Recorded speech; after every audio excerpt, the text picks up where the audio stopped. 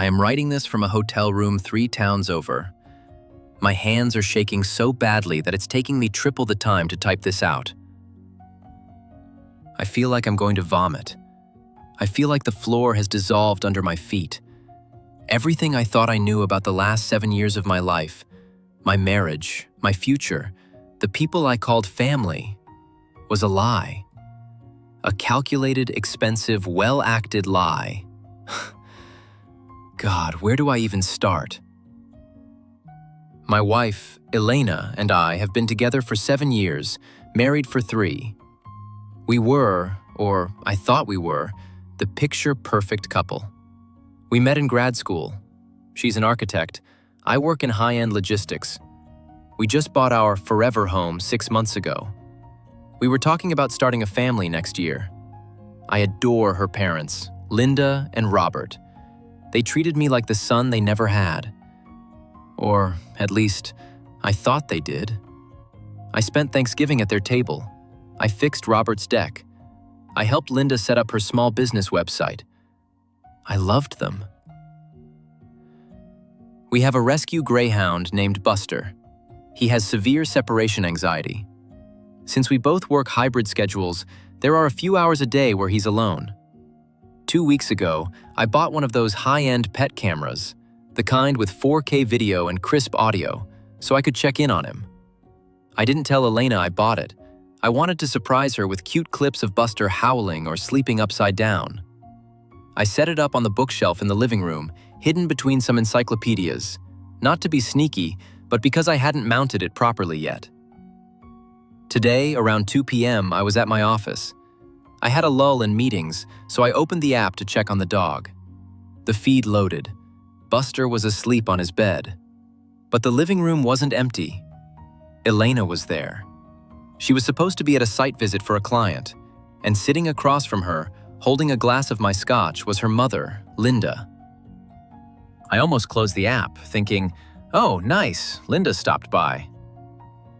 But then I saw Elena's face. She wasn't smiling. She looked manic. She was pacing back and forth, wringing her hands. I turned the volume up on my phone. I put my noise-canceling headphones on. I wish I hadn't. I really wish I hadn't. I am going to transcribe the conversation exactly as I heard it. I watched it 5 times before I left the house. I have it saved on my phone, my laptop, and a cloud drive. Elena. He's pressing for the baby timeline, Mom. Last night he brought up turning the guest room into a nursery again. He actually bought paint samples. Soft sage. I almost threw up looking at them. Linda. Honey, sit down. Stop pacing. You're going to give yourself a migraine. Elena. I can't do it. I can't have Mark's kid when my heart is with Julian. It's wrong. It feels like a trap. Julian. Julian is Robert's, my father-in-law's, business partner.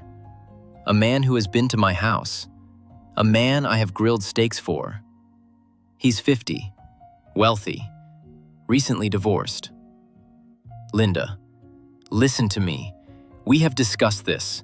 You cannot leave Mark yet. The optics would be terrible, and financially, you are not liquid enough. Elena. I don't care about the money. Julian has money. Linda. Julian has assets that are tied up in his divorce settlement for another 6 months. If you leave Mark now, you get nothing. You get half of a house with a mortgage you can't afford alone.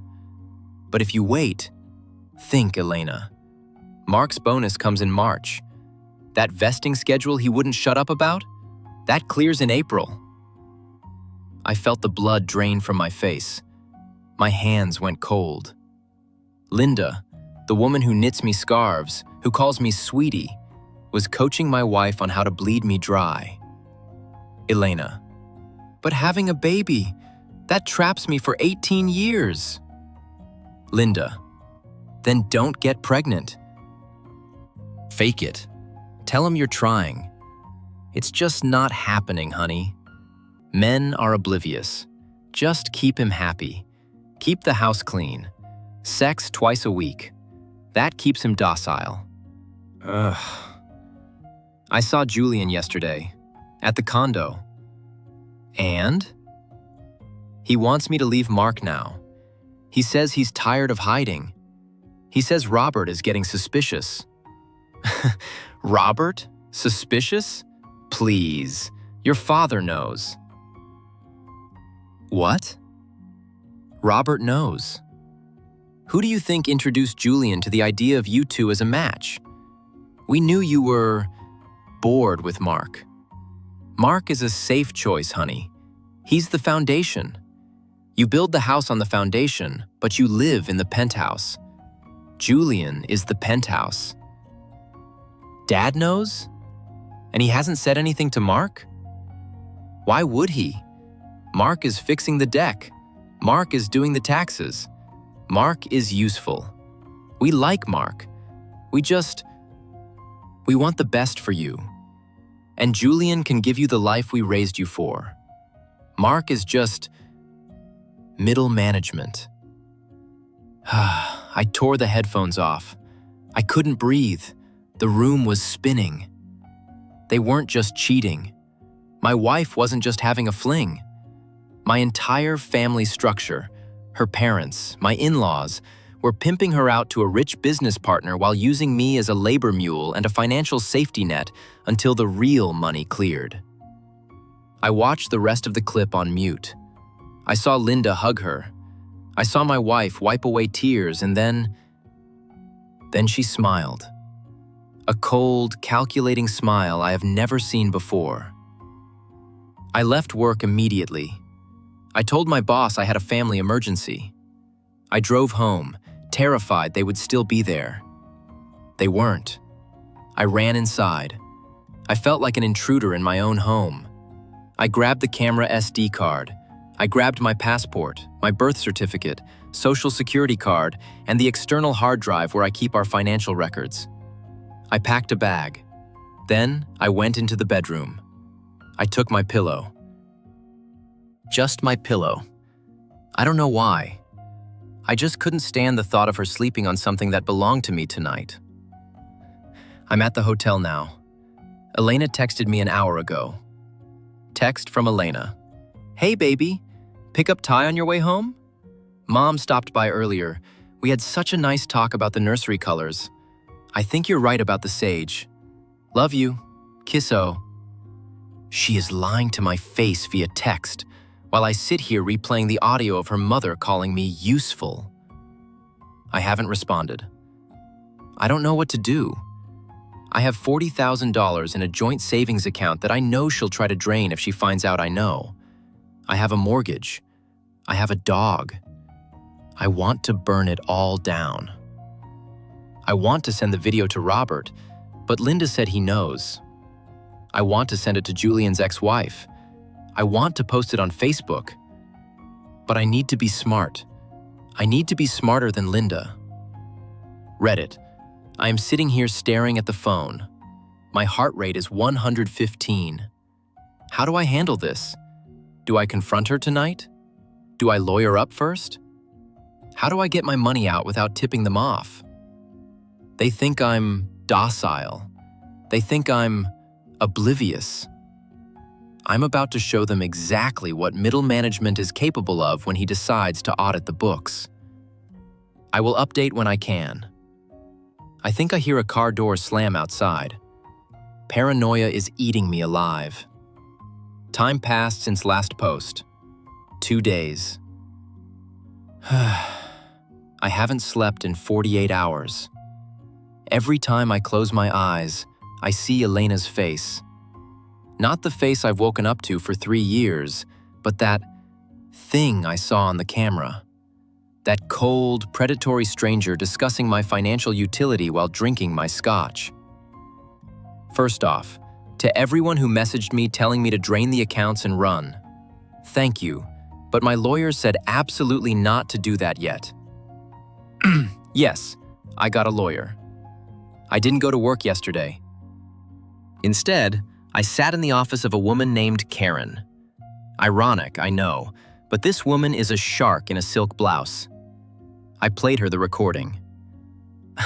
I was terrified she would tell me it was illegal, that I couldn't use it. She listened to the whole thing in silence. When it finished, she took off her glasses, looked me dead in the eye, and said, "Mr. OP, in our state, there is no expectation of privacy in the common areas of your own marital home regarding video, though audio is tricky. But honestly, we don't need to use it in court. We just need them to know we have it.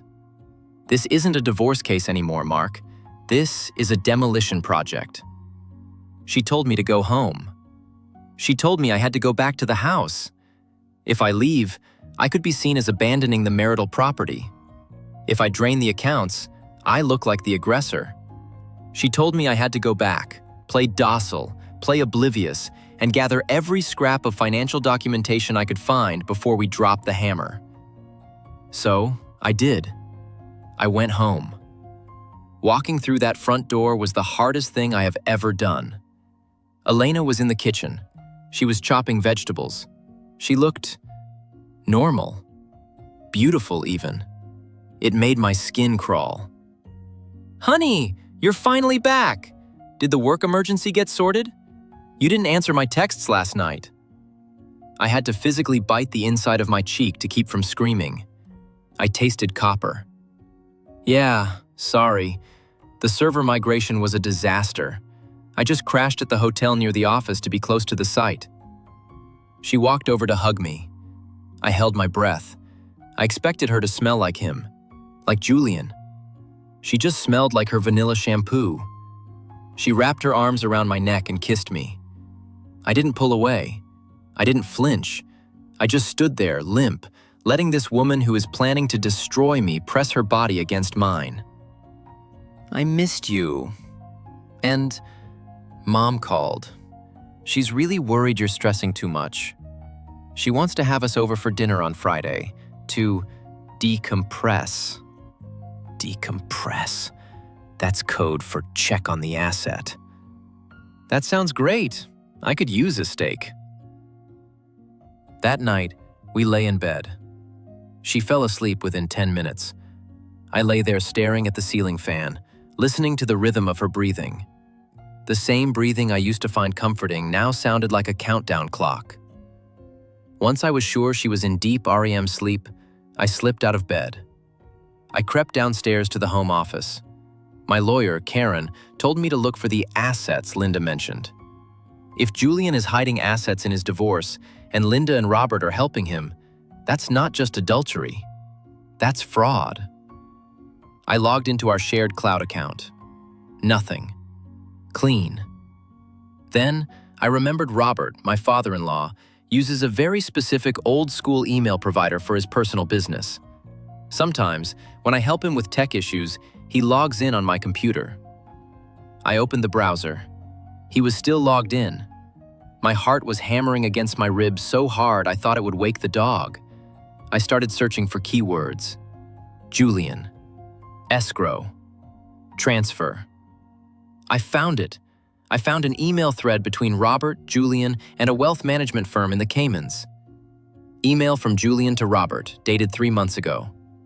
"Bob, the shell is set up. As long as the property acts as a pass-through entity, my soon-to-be ex-wife won't see a dime of the liquid capital. I need you to hold the deed for the investment property on Lakeview Drive until the divorce is finalized in June. I'll cut you in for 5% plus the finder's fee for the architect." The architect. Elena. They aren't just sleeping together. Robert is laundering money for Julian to hide it from his wife, and Elena is the architect on the project, likely billing exorbitant fees to move the money around. My wife is unknowingly, or knowingly, helping her lover commit bankruptcy fraud. And then I saw the email from Linda to Robert. Email from Linda to Robert, dated last week. Elena is getting jittery. Mark is pushing for the baby again. We need to accelerate the timeline. Can Julian pay out the consulting fee earlier? If Elena has her own nest egg, she'll feel safer leaving Mark before the spring bonus. Although, I'd still prefer she wait until Mark gets the payout. We can use Mark's bonus for her legal fees against him. They are planning to use my money to pay for her divorce lawyer to divorce me. I took photos of everything. I forwarded the emails to a secure Proton Mail account I set up with Karen. I downloaded PDFs. I didn't sleep a wink. This morning, I sat at the breakfast table drinking coffee. Elena came down, yawning, wearing one of my old t-shirts. Elena: "Morning, Bear. You're up early." Me: "Yeah, just thinking about the future." Elena: "Oh? The baby?" Me: "Yeah, the baby. And the house. I was thinking, maybe we should pay down the principal on the mortgage, with the savings." I wanted to see her react. I wanted to see the panic. Elena: "What? No. Why would we do that? We need that cash liquidity, Mark. What if the market crashes, or you lose your job?" Me: "I won't lose my job. I'm middle management, right? Safe choice. Foundation." She froze. Her coffee cup stopped halfway to her mouth. Elena: "What? That's such a weird thing to say. Who calls themselves a foundation?" Me: "Just something I read. Anyway, don't worry. I won't touch the savings yet." I left for work, but I didn't go to work. I went to the bank. I opened a separate account in my name only. I can't move the joint funds yet without tipping them off, but I redirected my direct deposit effective immediately. My paycheck hits tomorrow. She won't see a dime of it. Here is where we stand. My lawyer is drafting a filing for divorce, citing adultery, and we are preparing a package for the IRS and Julian's ex-wife's legal team regarding the hidden assets. But the real kicker? Friday night. The dinner at Linda and Robert's house. Linda texted me an hour ago. Text from MIL. "Excited for Friday. I made your favorite, pot roast. Robert wants to ask you a favor regarding the Lakeview property. Just some logistics stuff. See you at 7. They want my free labor to help them hide the assets they are stealing. I'm going to go. I'm going to eat their pot roast. I'm going to smile. And I'm going to bring a specialized little gift for everyone. I have made copies of the video. I have printed the emails. I'm not just serving papers. I'm serving dessert. I need to keep my cool for 48 more hours. If I snap, if I scream, if I let one tear fall where she can see it, they win. I need to be stone. But God, it hurts. I looked at our wedding photo in the hallway today. I remember how I felt that day. I would have died for her. Now? I'm just wondering how much prison time Robert is looking at. I will update after Friday. If I don't post by Saturday morning, check the local obituaries or the county jail intake log. Time passed since last update. 2 weeks. I am currently sitting on the balcony of a new apartment. It's small, it's expensive, and it smells like fresh paint. But it's mine. And more importantly, there are no cameras here that I didn't install myself. Reddit, you wanted an update. You wanted to know about the dinner. You wanted to know if I held it together. I didn't just hold it together. I held the detonator, and I pressed the button while passing the dinner rolls. Let's go back to that Friday, 2 weeks ago. I arrived at my in-laws' house at exactly 7 p.m. I wore a suit. They thought I was coming from a client meeting. Really, I was coming from my lawyer's office where we had finalized the packets. When I walked in, the smell of pot roast hit me. It used to be my favorite smell. Now it just smelled like betrayal.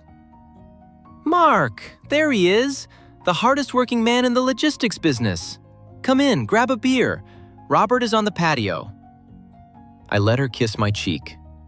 I felt her recoil slightly. Maybe I was radiating tension, or maybe she just sensed the shark in the water. I went to the patio. Robert was smoking a cigar. Mark, good to see you. How's the market treating you? Volatile, Robert. Very volatile. But you know what they say, high risk, high reward. He laughed, clapped me on the back, and handed me a beer. We went inside to eat.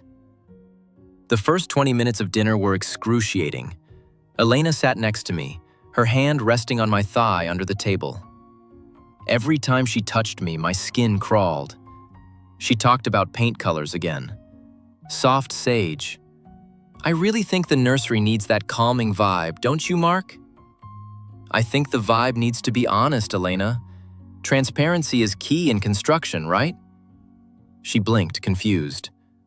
Right. Then, the moment came. The plates were cleared. Linda brought out a cherry pie. Robert cleared his throat. So, Mark, about that favor, the Lakeview property. I need to move the title into an LLC for liability reasons.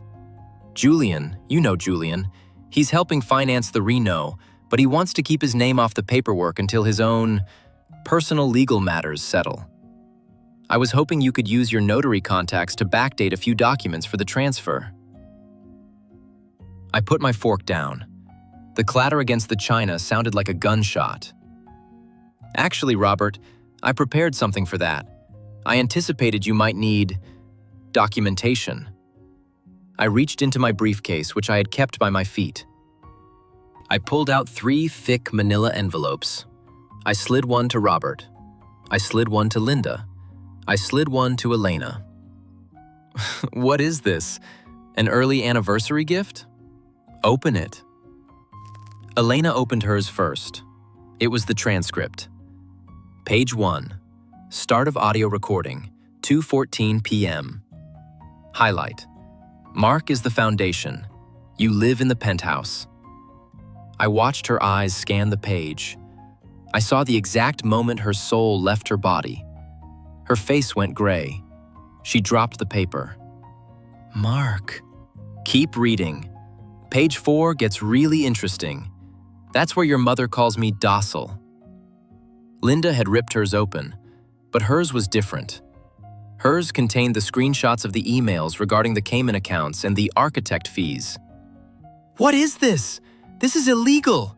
You hacked my email. Robert, he hacked our private emails. Mark, son, wait a minute. You're misinterpreting this. This is standard business. Don't call me son. And don't talk to me about business, Robert. I work in logistics. I know exactly what moving assets looks like. Mark, please, stop. It was just talk. It was just a stupid conversation. I haven't done anything. Haven't done anything? You're screwing Julian. You're planning to fake a pregnancy. You're planning to bleed me dry for legal fees. I looked at Linda. And you think I'm useful? You think I'm just the mule? Well, here's the thing about mules, Linda. Sometimes they kick. I pulled out my phone. At 9 a.m. this morning, my attorney sent a digital copy of every document in those folders to 2 parties. The room went dead silent. Party 1, the IRS whistleblower office. I believe they'll be very interested in the tax implications of the Lakeview Shell Company. Robert dropped his cigar glass. It shattered. Party 2, Veronica, Julian's wife. You didn't! Mark, you didn't! He'll kill me! Julian will kill me!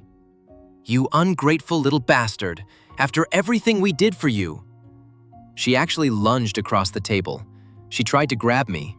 I stepped back, calm as ice. Veronica's lawyer called mine at 4 p.m. Apparently, Julian's assets were frozen by an emergency court order an hour ago. He can't pay you, Elena. There is no penthouse. The elevator is out of order. I walked toward the door. The sound behind me was pure bedlam. Elena was on the floor, sobbing, clutching my pant leg. I had to shake her off. I love you. I chose you. I stayed. You didn't choose me. You chose a payment plan. And I'm canceling the subscription. I walked out the front door. Standing on the sidewalk was a process server I had hired. He walked past me, up the steps, and I heard him say, "Elena Vance, you are served." I got in my car. I drove away. I didn't look back in the rearview mirror. Since that night, she has called me 142 times. I have blocked her on everything. She showed up at my work, but security, who I briefed beforehand, escorted her out. She looked like a wreck. He is under investigation. The Lakeview deal fell apart immediately. His reputation in town is destroyed because Veronica, Julian's ex, went scorched earth and leaked the affair to the local country club gossip mill. The house. I am still paying the mortgage for now, but my lawyer is petitioning for exclusive use. Elena is staying with her parents because she's terrified of Julian. I haven't heard from him, but word on the street is he fired Robert as a partner and is trying to sue me for defamation. My lawyer laughed for 5 solid minutes when she heard that. I thought I would feel better. I thought revenge would taste sweet. It doesn't. It just tastes like ash. I miss my dog. They still have Buster. My lawyer says we will get him in the interim hearing next week, but I worry about him every day. People keep telling me I'm a hero. I'm not a hero. I'm just a guy who lost his wife, his family, and his future in 14 minutes. But at least I kept my dignity. And my bonus. I will update one last time when the divorce is final. Hopefully, by then, I'll have my dog back. Time passed since last update. 1 year, 8 months. It's been a while, Reddit. A long, ugly, exhausting while. I am writing this from the back porch of a small bungalow I bought 3 months ago. The sun is setting, the air is cool, and at my feet, snoring loudly, is Buster. Yes, I got the dog. It wasn't easy. Nothing about the last 20 months was easy. When I last posted, I was running on adrenaline and rage. I thought dropping the bomb at dinner would be the end of it. It wasn't. It was just the start of the war. Let me break down the wreckage piece by piece. The divorce. It took 14 months to finalize. 14 months of Elena trying every trick in the book. First, she fired her lawyer and hired a shark, paid for initially by credit card she opened in my name the day after I left. We got that sorted, but it was a nightmare. She tried to claim spousal abuse. She tried to claim the recording was illegal wiretapping. She tried to claim I had abandoned the marital home and therefore forfeited my equity. My lawyer, Karen, was a godsend. Because the recording captured evidence of a financial crime, tax evasion and fraud regarding the Lakeview property, the judge allowed it into evidence not just for the divorce, but for the financial discovery phase.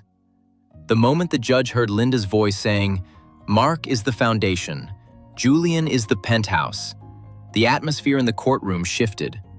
It wasn't just adultery, it was a conspiracy. In the end, we settled. I kept my 401k. I kept my savings. I kept my car. We sold the forever home. After paying off the mortgage and the legal fees, the profit was split 60-40 in my favor because I had contributed the entire down payment from premarital funds. She got about $18,000. That's it. That was her penthouse. Robert and Linda, this is the part most of you are waiting for. Remember the packet I sent to the IRS? Well, the IRS doesn't move fast, but they move heavy. About 6 months after the dinner, Robert's office was raided. It turns out the Lakeview Shell Company wasn't his only creative accounting project.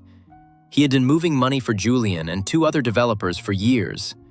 He wasn't just laundering money, he was skimming off the top of the launder.